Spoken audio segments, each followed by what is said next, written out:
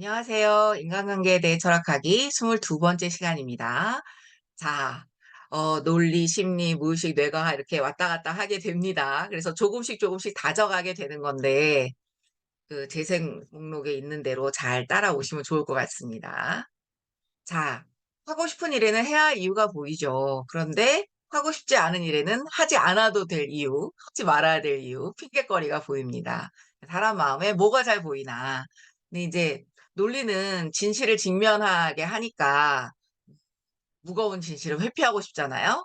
그냥 사람들은 다 자기가 믿고 싶은 걸 믿어요. 그래서 나심 탈렙이 이야기 짓기 오류라는 얘기를 하는데 복잡한 상황을 자기식으로 해석한 이야기를 통해 받아들이는 겁니다.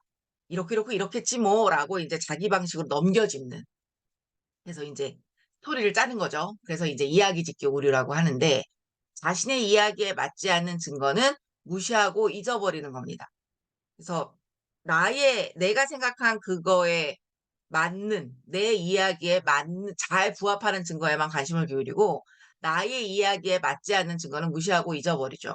예, 이게 이제 나이 들수록 심해져서, 그래서 이제 젊은 사람이 하는 참인 이야기, 이거를 좀 받아들이기보다는, 그건 다, 자네가 아직 젊어서 뭘 몰라서 그러네, 이러고 이렇게 빼기가 쉽죠.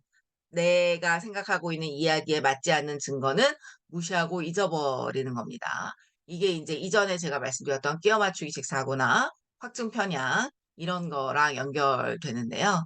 그러니까 망치를 든 사람 눈에는 몸만 보인다고, 예, 우리가 팩트 그대로 인식하기보다는 보고 싶은 대로 보고 믿고 싶은 대로 믿는 그런 성향이 있습니다. 근데 이제 철학을 힘들어하는 이유는 뭐예요?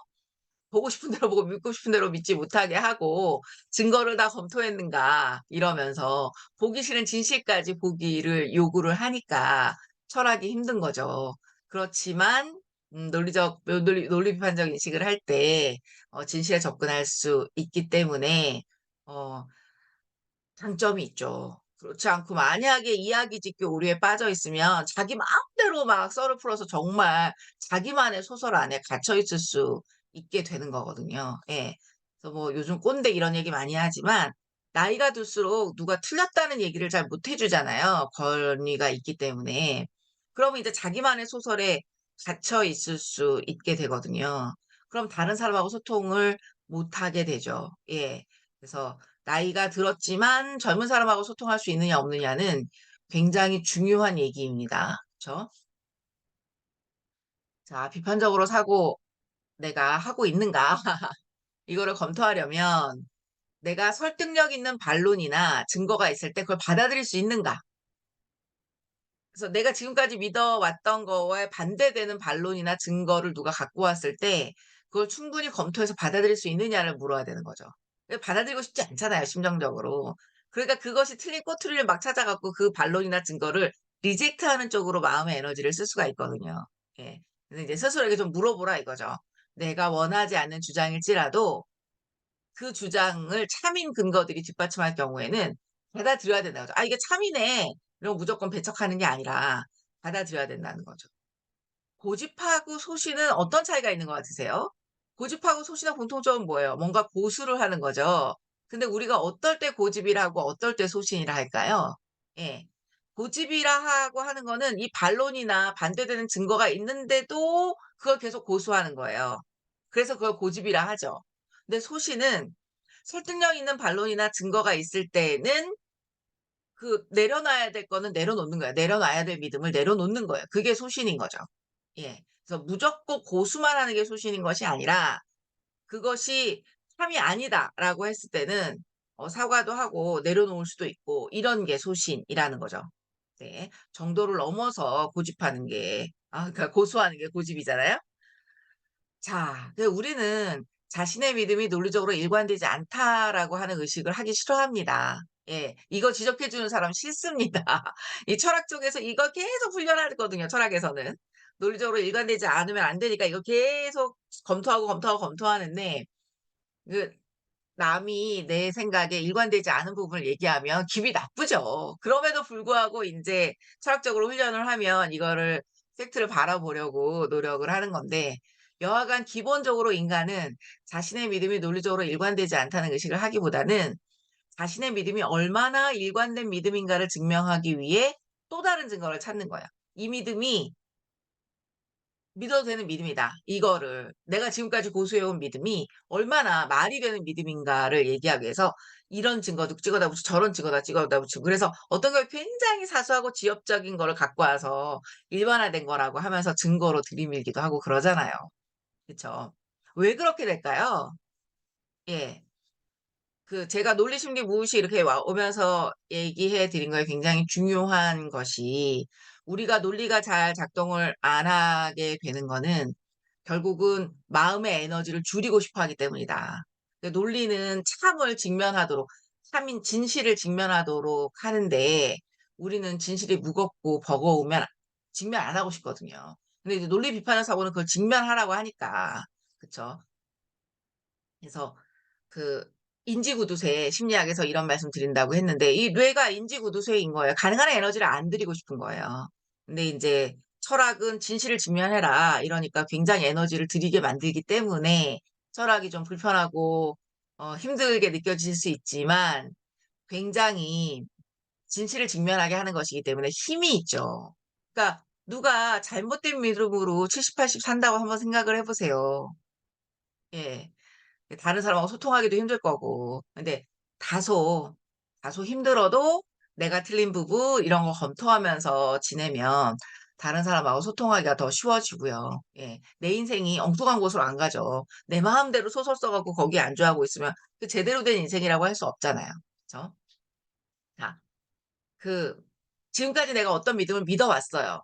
그러면 이 믿음이 거짓이기를 바랍니까? 참이기를 바랍니까? 참이기를 바라죠. 예. 근데 누가 그거는 이러이러해서 틀리다. 참이 아니다. 이렇게 얘기해 주면 그거 믿고 싶어져요? 안 믿고 싶어져요. 내가 지금까지 믿어왔던 믿음이 거짓임을 받아들이는데 드는 마음의 에너지랑 내가 지금까지 믿어왔던 믿음이 참이라고 여기는데 드는 마음의 에너지랑 뭐가 더 크겠습니까? 예. 내가 지금까지 믿어왔던 믿음이 거짓임을 받아들이는 데 드는 마음의 에너지가 훨씬 더 크겠죠. 왜냐하면 50년, 60년 그 믿음을 믿어왔는데 그 믿음이 거짓이다. 이러면 그걸 어떻게 받아들이겠어요? 그럼 5, 60년의 자기 삶을 부인을 해야 되는데. 그쵸. 그래서 나이가 들수록 새로운 정보를 얻기가 어려운 거고 진실을 직면하기가 어려울 수 있는 거예요. 그동안에 자기만의 소설들이 있기 때문에 그걸 자꾸 끌어온단 말이죠. 네. 그래서 그 믿음이 거짓임을 받아들이는 데 드는 마음의 에너지가 그 믿음을 참으로 여기는 데 드는 마음의 에너지보다 훨씬 크기 때문에 우리가 자꾸 확증 편향에 빠지고 내 믿음이 일관되지 못한 부분을 보기보다는 내 믿음이 얼마나 일관된 믿음인가를 증명하기 위해서 또 다른 증거를 찾는 그런 상황이 될 수 있는 거죠. 그래서 철학에서 기본적으로 이제 논리학에 기반하고 있는데요. 뭐 논리학 얘기를 해드릴 건 아니고요. 뭐 이제 논리적 적용을 하자라고 제가 지금 말씀드리는데 뭐 여러분이 논리학 규칙까지 알아야 되는 건 아니니까요. 그리고 논리학은 딴 게 아니라 참인 전제들로부터 참일 수밖에 없는 결론을 도출하도록 하는 원칙이에요. 참으로 확인된 것들로부터 이걸 근거로 우리가 아직 참이 확인 안 된 무언가를 어떻게 믿을 수 있는가? 이걸 근거로 이걸 믿을 수 있는가 없는가? 그거를 따지는 거죠. 그래서 뭐 A가 참이고 B가 참이라면 C도 참일 수밖에 없다. 그런 규칙을 찾아내서 그 규칙을 적용해서 아직 확인 안 된 C가 참일 수밖에 없음을 믿을 수 있게 만들어주는 규칙이 이제 논리 규칙이고 그거를 잘 모은 학문이 논리학인 거죠. 그런데 우리는 통상적으로 어때요? 자신이 원하는 결론을 지지하지 않는 근거는 채택하지 않거나 거짓이라고 생각해 버리는 그런 무비판적 사고를 많이 하잖아요. 근데 뭐 CEO가 확증 편향에 빠지지 않으려고 비판 사고하는 얘기 말씀드렸었는데 그러니까 만약에 중요한 결정을 해야 되는 사람이 자신이 원하는 결론을 지지하지 않는 근거는 채택하지 않거나 거짓이라고 생각해 버리면 이게 잘못된 판단을 할 우려가 너무 크잖아요. 그리고 이제 우리가 일상생활에서도 이런 무의판한 사고를 자꾸 하면 그 오해하지 말아야 될 사람은 오해하고 내 인생의 선택을 아주 잘못된 근거에 기반해서 선택을 해서 잘못된 결과를 도출할 수 있거든요. 그러니까 제가 위시풀 팅킹 얘기는 계속 드렸었는데 사업 계획 같은 거 짤 때 그 뻔히 있는 현실의 위험을 잘 못 보고 그쵸. '잘 될 거다.'라는 그 wishful thinking에만 빠져 가지고 하면 이 현실의 이 변수들을 통제를 못 하죠. 예. 뻔히 있는 위험 요인까지도 제대로 생각을 못 하면 새롭게 나타나는 돌발 변수를 어떻게 처리하겠습니까? 예. 그래서 그 내가 원하는 결론을 지지하지 않는다 하더라도 그 현실을 있는 그대로 볼 수 있어야 되거든요. 그래서 그 논리판 사고는 그걸 위해서 하는 건데 우리가 자꾸 무의판적 사고를 하게 되죠. 내가 원하는 결론을 지지하지 않는 근거는 너무 중요하지 않은 거라고 빼버리고 아니면 거짓이라고 생각해 버리고 이런 문제가 있을 수 있습니다. 자 그래서 스스로에게 자꾸 물어보셔야 되는 게 '내가 뭘 믿고 있어요. 그럼 내가 이걸 믿음을 믿고 싶어서 믿는 건지 받아들이고 싶어서 받아들이는 건지 아니면 실제로 이 믿음이 받아들일 정당한 이유가 있어서 받아들이는 것인지 정말 참인 근거가 뒷받침을 하고 있는지 이런 거를 따져 봐야 된다는 게 비판적 사고력이에요. 예. 이렇게 이제 신념의 불일치 '아 내가 한 달 전에는 이렇게 말했다가 한 달 뒤에는 이렇게 말하고' 예. 신념의 불일치, 태도의 불일치 이런 걸 파악할 수 있는 비판적 사고의 힘입니다, 파악할 수 있는 건.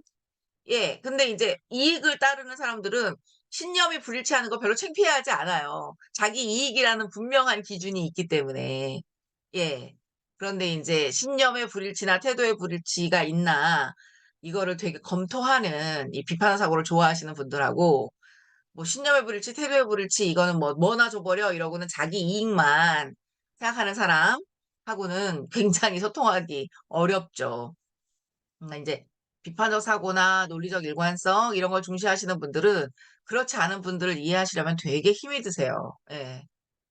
근데 인제 정말 대책이 없긴 하죠. 이 비판적 사고에 힘이 없이 그냥 자기가 믿고 싶은 대로 믿어 버리면 그런 사람하고 상대하기가 참 대책이 없죠. 근데 인제 그런 분들은 어떤 심리적인 왜곡이 되게 많고 그러니까 심리적인 힘이 많이 딸려 가거든요. 그래서 그런 사람들이 직장 상사나 굉장히 내 주변에 가까이 있는 사람이라면 그 사람의 심리적인 그 역동 이런 거를 좀 파악할 수 있어야 돼요. 네. 그러니까 일관성을 굉장히 중시하시는 분들은 일관성 같은 거 전혀 중시하지 않는 사람이 있다라는 걸 좀 받아들이셔야 되고요. 그 일관성을 중시하지 않는 사람은 정말 귀에 걸면 귀걸이 코에 걸면 코걸이처럼 말을 한단 말이에요. 예. 그런 사람의 심리적 역동을 좀 보셔야 그 사람이 좀 귀 기울일 수 있는 말을 하실 수 있으세요. 근데 이게 논리적 일관성을 너무 중시하시는 분들은 일관성 같은 거는 생기지도 않는 사람이 너무 이해가 안 되고 스트레스를 굉장히 많이 받으시는데 일단 일단 일관성에 그렇게 목숨 거는 사람이 오히려 소수입니다. 일관성 같은 거 신경도 안 쓰는 사람이 훨씬 더 많아요. 그래서 아마도 이 수업은 이 강의는 지금 들으시는 분들은 일관성을 굉장히 중시하시는 분들일 거예요. 일관성 별로 중시하지 않으시는 분들은 '뭔 강의야 이렇게 어려워.' 이러고 이미 이 강의 안 들으시거든요. 근데 너무 스트레스 받지 마시라고 말씀을 드리고 싶어요. 저도 참 스트레스 많이 받았었는데 일관성 같은 거는 생각지도 않는 분들이 생각보다 굉장히 많더라고요. 근데 이제 문제는 뭐냐면 타인이 일관성이 없는 거는 너무너무 그런 분들을 예리하게 비판을 해내요. 그리고 자기가 일관성 없는 부분은 못 보기 때문에 정말 한입 갖고 두 말을 하는데 본인이 한입 갖고 두 말 한다는 걸 모릅니다. 정말 어떨 때는 부럽죠. 저렇게 뱃속 편하게 한입 갖고 두 말 할 수 있다는 것이. 예. 그렇지만 인제 그런 분들은 점점 더 소통하기 어렵고 그런 분들은 인제 인생의 문제들을 정리해 나갈 때도 참인 것에 근거해서 하지 않기 때문에 여러 가지 난관에 부딪히게 됩니다. 예. 자, 비판적 사고는 어떠한 상황에서든 당신이 할 수 있는 최선의 생각을 활용할 수 있도록 해주는 숙련 기술입니다. 지금 정도에서 논리, 심리, 무의식 얘기했는데 느껴지실지 모르겠어요. 아직 해드릴 얘기도 많기는 합니다만. 보다 향상된 비판적 사고 능력을 통해 뭐예요? 자꾸 내 생각이 타당한가 타당하지 않은가를 따져 물어보는 거죠. 비판적 사고 뭐였어요? 어떤 믿음이든 그것이 타당할 가능성과 타당하지 않을 가능성을 50대 50으로 규정적으로 고려해 보고 난 다음에 타당이 더 말이 되는지 타당하지 않다가 더 말이 되는지를 고민해서 늘 결정하는 거죠. 그래서 '내 생각이 맞나?' 이걸 계속 생각해 보는 거예요. 그러면 인제 자꾸 이렇게 향상된 비판 사고 능력을 가지고 뭘 할 수 있어요? 당신은 당신을 지배하려 하는 생각 그 자체를 지배할 수 있게 돼요. 나를 끌어가는 생각, 나를 끌어가는 생각을 조절할 수 있게 되는 거예요. 네. 그러니까 심리적 특징, 무의식적인 이유 이런 걸로 나를 끌어가는 생각이 있거든요. 그게 1차적 인식이에요. 근데 '내가 왜 이렇게 생각하지?'라고 이 1차적 인식에 대해서 생각을 자꾸 하면 '아 내가 이런 심리적 특징이 있고 이런 무의식적 특징이 있구나.' 이러면서 나를 지배하는 생각 자체를 지배할 수 있게 돼요. 그러니까 인간은 이렇게 상위 차원에서 이걸 볼 수 있는 능력이 있기 때문에요. 그래서 나의 심리적 특징, 무의식적 특징을 보면 볼수록 나의 심리적 특징이나 무의식적 특징에 딸려가는 힘이 약화됩니다. 그걸 메타 차원에서 보면 볼수록. 예. 그래서 제가 밑줄 그어 드렸죠. "당신은 당신을 지배하라는 생각 그 자체를 지배할 수 있게 된다. 우리의 바람은 기적 같은 변화가 아니다. 당신의 지성과 감성이 성장할 수 있는 토대를 마련해 주는 것이다." 예. 이런 식으로 비판의 사고로 오히려 온전한 인간이 되는 거죠. 예. '나만 옳고 남들은 다 그러다.' 이런 식으로 잘못된 우물에 빠져 있지 않고 무엇보다 먼저 당신의 마음을 깨워야 한다. 당신의 마음을 이해하기 시작해야 한다. 언제 당신의 마음이 문제를 일으키는지 보기 시작해야 한다. 그러니까 자꾸 그렇게 내 생각을 메타 차원에서 보다 보니까 '아 이 생각은 마음의 영향을 받아서 논리적 결론이 아닌데도 믿고 싶은 결론으로 간 거구나. 이런 심리적 특징 때문에 그렇구나. 이런 소망 때문에 그렇구나. 이런 무의식 때문에 그렇구나.' 이렇게 나의 마음을 이해를 해야 된다는 거죠. 그래서 언제 당신의 마음이 문제를 일으키는지 보기 시작해야 돼요. '아 여기선 심리적 특징. 아 내가 좀 그런 부분이 있구나.' 예. 근데 인제 이거를 습득 못 하시는 분도 있고요. 이거를 정말 60, 70 돼서 정말 인생의 산전수전 다 겪고 나서야 아시는 분이 있고요.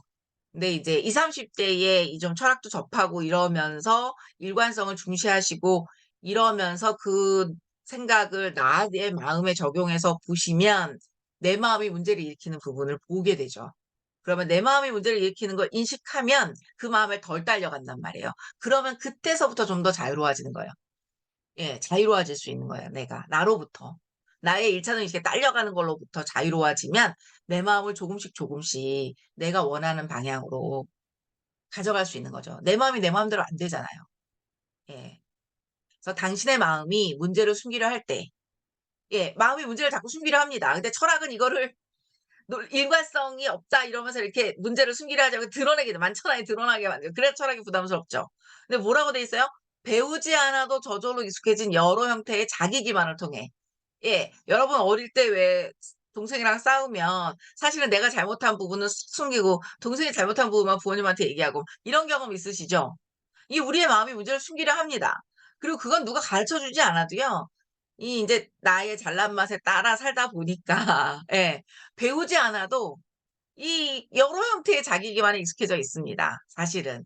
근데 그 배우지 않아도 익숙해지는 여러 형태의 자기 기반은 이제 방어 기제다. 이러면서 인제 심리학에 설명을 해 주는 거죠. 그래서 나의 마음이 문제를 숨기려 할 때 어떻게 이 마음을 직면할지 이걸 배워야 한다는 거예요. 그 당신 그리고 우리 모두가 목매했던 시절 굳이 불식간에 받아들였던 쓰레기 같은 관념들과 불합리한 것들을 찾아내야 한다. 네. 그러니까 되게 참인 것 같지만 사실은 참이 아닌 것들이 있거든요. 대중들이 믿고 있는 것 중에. 예.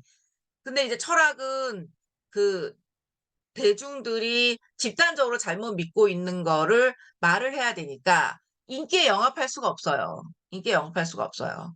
근데 제가 예전에 근무했던 학교의 모토가 시대를 앞서는 지성인데 시대를 앞서는 지성은 일반인들에게 이해가 될 수가 없어요 구조적으로. 예. 나중에서야 이해가 되죠. 인기를 얻을 수 없어요. 그래서 아 시대를 앞서는 지성 그거 모토 볼 때마다 시대를 앞서는 지성은 외로운데 예. 소크라테스처럼 죽임을 당하거나 그쵸. 하다못해 예술도 200-300 년이나 뒤에 그 진가가 인정되잖아요. 예. 이중섭 화가 같은 경우에도 정말 눈물 난다고요 보면. 도화지 살 돈이 없어 갖고 담뱃갑에다가 그림 그리고 담뱃갑 그 안에 있는 은박종이 있잖아요. 그 당시에 인기를 얻기는 어려운 거예요 사실은. 그래서 이제 철학은 우리가 부지불식간에 받아들였던 잘못된 관념, 불합리한 것들 이런 걸 찾아내는 방향으로 인제 가죠. 네. 모르겠습니다. 제가 논리, 심리, 무의식 이러면서 계속 인제 이런 것들을 찾아낼 수 있는 내 마음 안에서 그런 것들을 찾아낼 수 있는 그런 방향으로 말씀을 드리기는 하는데요. 예. 하여튼 소크라테스가 죽음을 앞두고서 한 변론 중에 자기 스스로를 등에로 비유를 하거든요. 이렇게 졸지 못하게 이렇게 물어 가지고 미치게 만드는, 예. 정신이 깨게 만드는, 예, 그런 역할을 철학은 그런 역할이라는 거죠. 근데 하여튼 좀 불편하더라도 제가 권유해 드릴 수 있는 것은, 그래야 남한테 딸려가지 않고 타인의 판단에 딸려가지 않고 환경 조건에 너무 얽매이지 않으면서 내가 자유롭게 살 수 있기 때문에, 예, 그래서 말씀을 확신을 갖고 말씀을 드릴 수 있는 거죠. 네. 네. 좋은 생각은 인생을 바꿉니다. 좋은 생각으로 풀 수 있는 문제는 풀고 살기로 해요. 감사합니다.